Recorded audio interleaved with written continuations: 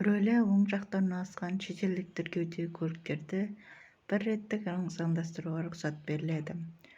Ішкі істер министрлігінің өкілдері мұндай автомобильдер жол қауіпсіздігі талаптарына сәйкес келеді дейді. Қазіргі уақытта елімізде рөлі оң жақта орналасқан 20 мыңдай шетелдік автокөлік бар.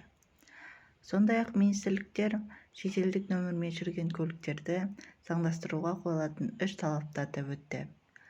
Ең әуелі автокөлік іздеуде болмауы тиіс. Екіншісі кедендік тазартудан өтуі керек.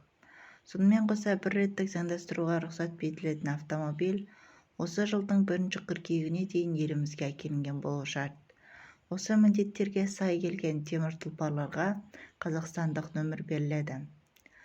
Қайсар Сұлтанбаев Қазақстан Республикасының Ішкі істер министрлігі әкімшілік полиция комитет төрағасының міндетін атқарушының айтуы бойынша, оң жақтағы басқаруы бар көліктерді әкелген өзіміздің Қазақстанның азаматтары ғой. Көбіне экономикалық не болмаса қаржылық жағдайы мәз болып тұрған кісілер емес қой. Тапшылықтың нәтижесінде әкеліп отыр ғой. Сондықтан сол кісілердің жағдайына түсіністікпен қарап, оларға бір мезгілдік рұқсат берілейін деп отыр деді.